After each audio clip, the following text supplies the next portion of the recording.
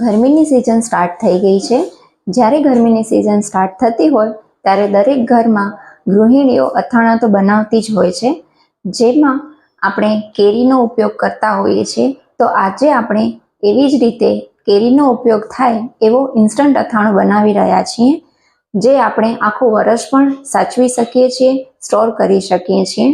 એવો અથાણો જોઈએ આપણે. એના માટે જોઈશે આપણે ચોપ કરેલી કેરી, લસણ આદુની પેસ્ટ, ખારો તેલ, મીઠું, મરચાંનું પાવડર.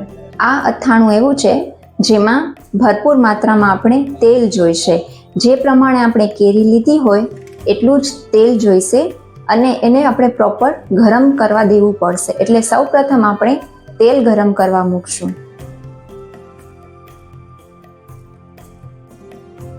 તેલ ગરમ થઈ રહ્યું છે ત્યાં સુધી આપણે ચોપ કરેલી કેરીમાં આપણે મસાલા મિક્સ કરી લેશું.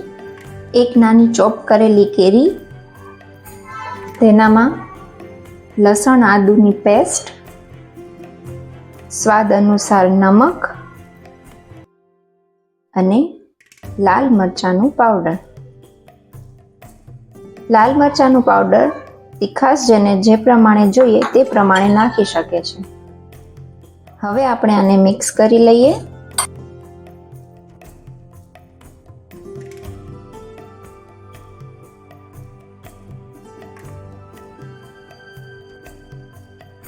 હવે આપણું તેલ પણ પ્રોપર ગરમ થઈ ગયું છે, તો આપણે ગેસ બંધ કરી અને એને આપણે પ્રોપર ઠંડુ થવા દઈશું. રૂમ ટેમ્પરેચર પર આવશે એટલે આપણે આ મિક્સ કરેલી કેરીમાં તેને મિક્સ કરી લઈશું. આપણું તેલ ઠંડુ થઈ ગયું છે. આપણે હવે કેરીમાં એને એડ કરી લેશું.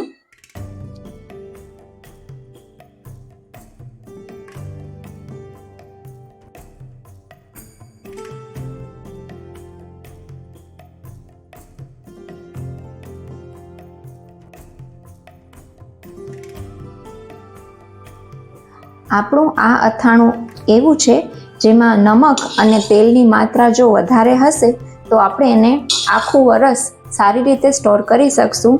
એ બિલકુલ બગડશે નહીં.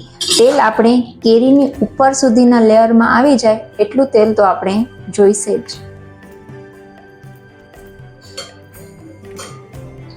આ તમે જોઈ શકો છો કે કેરીના માત્રામાં આપણે તેલ કેટલું લીધું છે. એ પ્રમાણે તેલ વધારે પડતું જ જોઈશે.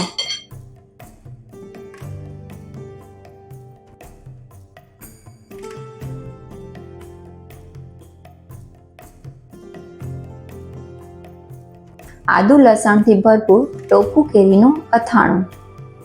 આપણે વરસ આખાનું જો બનાવતા હોઈએ તો એક વાતની કાળજી એ રાખવી રહેશે કે તેને આપણે જે પણ જારમાં રાખતા હોઈએ, સ્ટોર કરતા હોઈએ, તેને આખી ઉપર સુધી ન ભરી, થોડી ઓછી ભરીએ, જેથી અથાણું બગડે નહીં. અને 3-4 દિવસ બન્યા પછી પણ 3-4 દિવસ સુધી આપણે દિવસમાં એકવાર પણ તેને હલાવતા રહીએ.